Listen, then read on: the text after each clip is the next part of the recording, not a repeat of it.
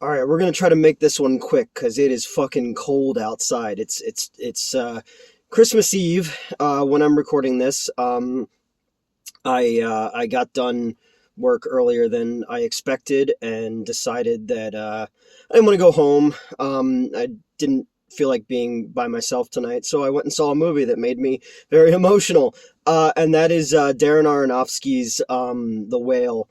This movie's been getting a lot of press because of Brendan Fraser's performance, and he is wonderful in it.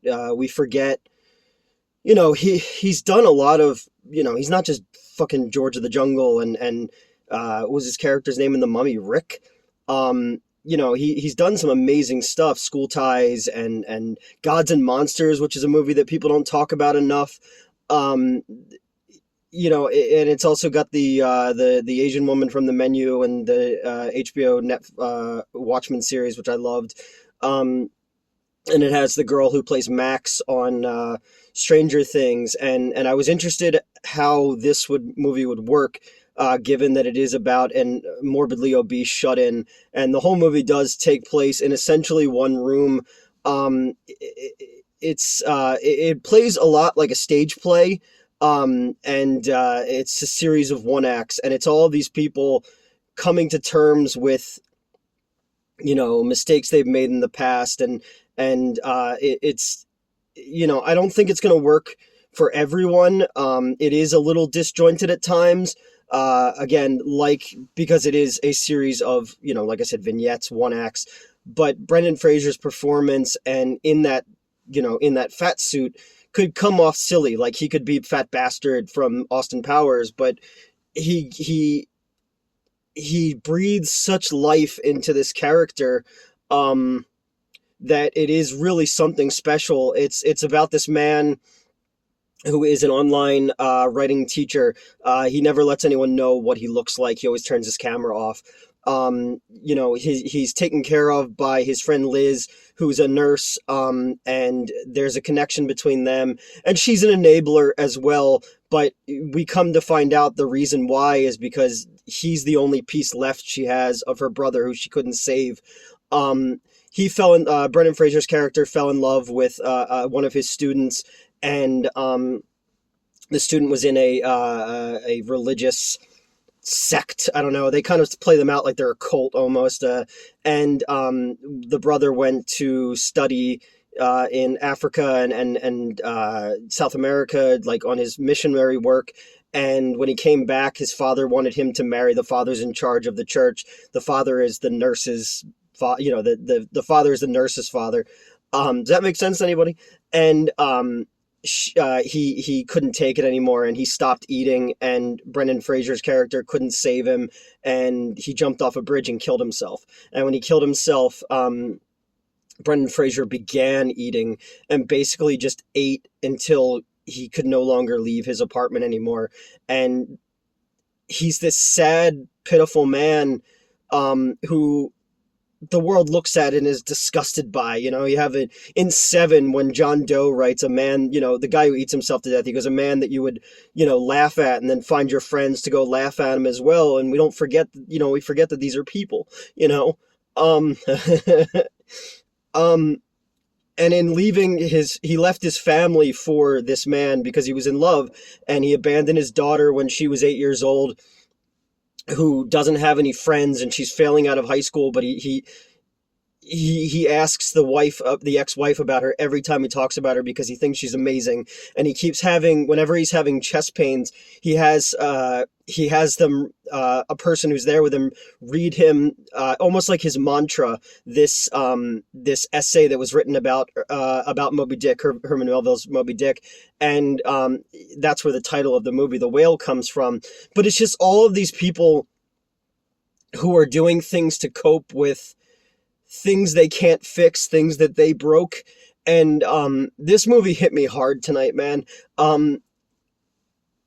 Again, I've talked about it before on this channel, my own coping mechanisms with dealing things with things in my past and moving forward. And there's there's people in my life or not in my life anymore who also have weight problems, and like, my friend Steve, he had gastric bypass surgery like 2 years ago, and his friend passed away from just, he was like in his late 40s, and you would thought he was like 75 years old. They used to come to the theater when I would do the Thursday night screenings before the movie would come out, and I remember him coming a couple times, and he had a cane, and he was just in bad shape, and then he's gone, and my friend decided that he wasn't going to live his life that way, and he got the surgery. And I'll never forget, we were filming, because he didn't post pictures of himself, he didn't want people to know what was going on, and we were filming the shark exorcist scene that won't ever be seen.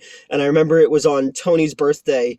We were filming at the camp, and we had, Crystal in the lake, and Justin was there and stuff.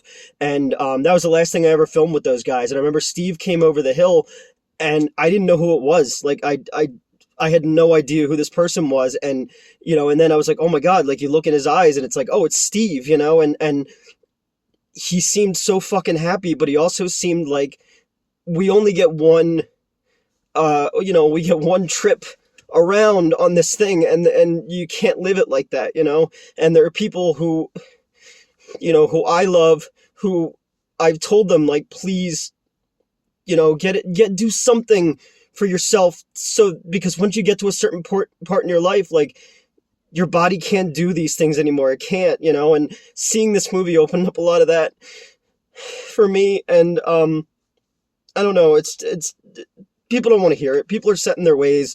I was set in my ways for so long, and saying terrible things to people to shield myself from how I felt about myself, and how small I felt in situations with people, and just wanting to have some semblance of power, or looking at other people who have so much going on in their lives, and all the potential in the world, yet for some fucking reason they wanted to be around me,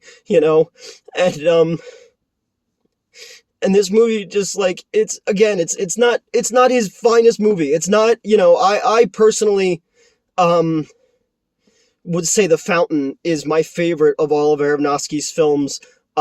It's just beautiful, and it's about, the only way to conquer death is to fucking live, and I was thinking about that. I had to blow my nose when I was leaving because I was bawling my eyes out in the movie. Brendan Fraser says in the movie, he's like, I just want to know I did one good thing in my life.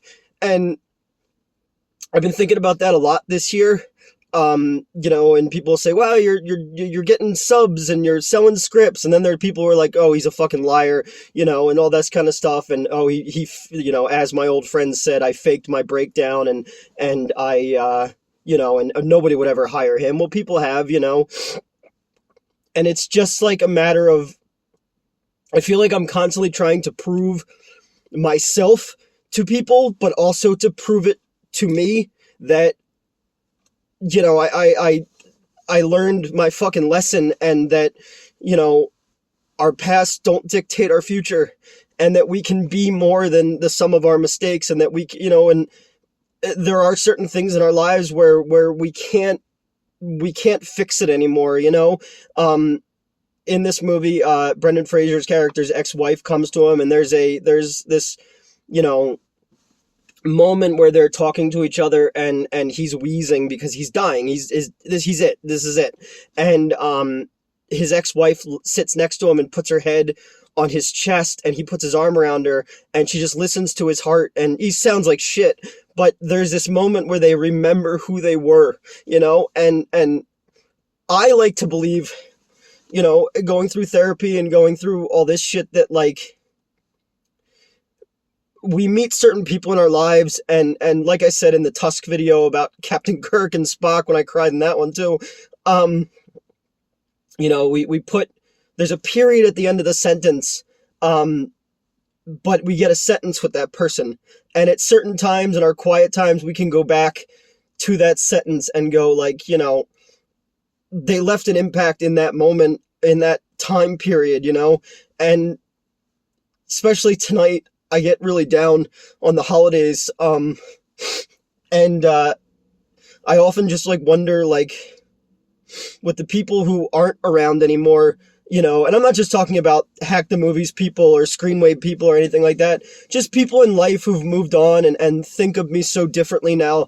Like, you know, does anybody ever think about me the way I think about them? You know, in if you go, the Ghost House video I did last summer, I sat down with my best friend when I was a little kid, and, we hadn't seen each other in years, and as soon as we sat down, it was just like, you pick up right where you left off, you know, and we're telling stories in the video about people who we used to know and stuff. And I just remember him and I going like, do you think anyone else remembers this? You know? And I think about that a lot because I can't forget anything. And I also can't keep apologizing to people who don't want to hear it anymore. This wasn't the movie to see tonight. It just made me sad to see somebody who does that to themselves, you know, and yeah, it's a fucking movie, whatever. You know, it's prosthetics and all, and Brendan Fraser's great. I'm so glad that he's having a fucking comeback, and you know, I love him on Doom Patrol. I think that's fantastic, you know. And I'm also so happy that somebody like a Darren Aronofsky would give him a chance to lead this film. And yeah, people online are like, why didn't they hire a real morbidly obese person? I'm just like, shut the fuck up. Just shut the fuck up and just, we're humanizing people who are the fucking butt of the jokes to everything, you know? And these people are hurt inside, you know? Even when I got 30 pounds overweight 2 years ago, and I fucking hated myself every day. Like I was, you know, I was having intimate relationships and I wouldn't take my fucking shirt off, and I wasn't fat, but I hated how I looked. But I've always hated how I look, you know. That's why I used to grow my hair really long, was or the sideburns really big, so that people weren't looking at my face, because I have major issues with this, you know. But you know, this movie, it opened a lot of shit up. It just made me think like about people, and you know, he tries to be very optimistic, and he says, he's like, people are amazing. They're incapable of not caring. And, you know, and the world's on fucking fire and all that shit. And I want to believe that. I want to believe that as shitty as things are, and as shitty as I was to people who genuinely loved me, like genuinely loved me and gave me every fucking opportunity in the world, and I still fucked it all up, because you think that people aren't going to go anywhere. You think that you're going to get another day. You're not, you know? It could all be done tomorrow, and you never got a chance to say the things that you wanted to say to people, you know? And I look at that with my dad, you know? He stopped talking to me in 2016 because I wasn't a Trump guy, you know, and I have a lot of friends who are gay and trans and black and Mexican and whatever, you know, and not whatever. I'm not saying that in like a derogatory term, but like he refused to accept that and said some horrible, hurtful things about people who I love, who, you know, as a kid, just like now, you know, I'm ugly, I'm short, you know, I've never been that fucking smart, you know, I'm a liar, you know, I have a million fucking flaws, but what I saw from people was there are other people out there who who don't get to pass their flaws. Like, being a fucking white dude, I get away with a lot of shit. There are other people out there who can't hide what they are and shouldn't have to. And I always tried to befriend those types of people, because I know how I felt inside, you know, and I can't even imagine how they felt inside. So I look at this and I'm like, I don't know. I just want people to be happy. I just want, you know, in The Wrestler, Darren Aronofsky's The Wrestler, Mickey Rourke has this scene where he talks to his daughter who he's estranged from. This movie had a lot of parables to The Wrestler too. And, you know, he says, you know, I'm a broken down piece of meat, but I just wish you didn't hate me. Like, I just wish you didn't hate me so much. And I would accept people going like, he's a piece of shit. He did what he did, but I try to remember the good stuff. Like, even, you know, I'll get snippy on here and throw fucking shade at people.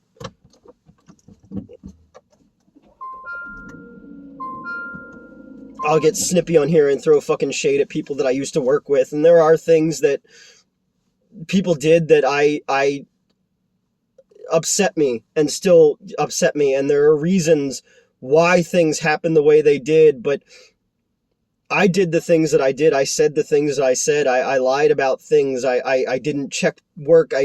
That's me. That's my fault, you know, and that's what therapy has helped me so much with, is stop pushing the blame on other people. Stop saying, oh, well, so-and-so should have been writing that, or so-and-so should have checked that work. You know, other people got other shit going on in their lives too. All of us, like in this fucking movie, are finding ways to cope with ourselves and with the world, be it eating, be it alcohol, be it sex, be it drugs, be it whatever, you know. And I'm this movie just, I don't know, like, it's probably not for everybody, but it really, like, it broke my heart, but in the end, it also made me think that, like, you know, there's hope for all of us if we just drop the fucking bullshit and just be honest with each other. And I wish I was honest, you know. I'm hopefully never going to be a shut-in, you know. I don't leave my apartment if I'm not working, you know, or at the movies. The funny thing about tonight, I'll stop blubbering. The movie was projecting in the wrong aspect ratio, and it's Christmas Eve, so they have skeleton crew working, and I went to go tell the girl working behind the concession stand. She's like, well, I have no idea how to fix that. And I was like, well, is there a manager? And the manager didn't know. So I was like, well, can I go fix it? And they you know, Christie projectors, and I know how those work. You know, and he was like, no, I can't do that. I was like, here's my phone number. Text me a picture and I will show you how to fix it. So the manager went upstairs, he sent me a picture, and I texted back how to fix it, and then I got to see the movie in the right aspect ratio, because I'm a fucking weirdo. Yeah, I'm sorry for blubbering. It's, this time of year gets to me, and this movie definitely, I should have gone to see, like, Babylon, which looks like fucking Singing in the Rain meets, Caligula, from what, the Cinema Snob said. Merry Christmas to all of you. Thank you all for this last year being in my corner. I don't deserve it a lot, and you know, thank you for that. And also, just fucking, if there's somebody that you've got fucking beef with, and part of it is, you know, it's on you, call that person. Text that person. Like, just we're not guaranteed a tomorrow, man. And you know, I'm trying to close as many loops and put as many periods at the end of sentences, and you all know how terrible my grammar is, as I can, because, you know, I'm 41 years old. I don't know, you know, I don't know how long I'm going to be around. I've had tons of fucking health problems in my life, and I just want things to be as good as they can be with people. I just want, you know, even if you don't accept my apology, at least hear it and understand it, you know, and for people to take care of themselves, because even if we're not part of each other's lives anymore, I want that person to be around a long time, because the world is, you know, some of you on Reddit might not think so, but the world is much better with those people around, you know, and my world is better knowing that certain people are out there and they're living their best life, and even it doesn't include me, you know. So this was kind of about the whale. Yeah, this one was emotional for me, for many different reasons, and let's just try to look on the bright side of shit, you know, for a little bit, and tell people that we love them, and that we care about them, and that we're sorry, and yeah, and let's give fucking Brendan Fraser an Oscar, man. He's really good in this movie, and so much of it is conveyed in his eyes. You know, there's this fucking longing, this sorrow for something that he can't have behind his eyes, you know, because the man he loved died, and he fucked his whole relationship up with his with his daughter, and he, you know, his nurse is enabling him, but he's also enabling her, and you know, there's a kid who comes to them who's a missionary who's trying to preach the gospel to them, and you realize that, like, you know, it's all fucking bullshit. It's all going down in flames. I'm sitting in a freezing fucking car in the Neshaminy Mall parking lot, because it was the only theater around showing the movie. And just let's just be nice to each other, okay? And let's just try to have a good fucking year next year and be positive and help each other out.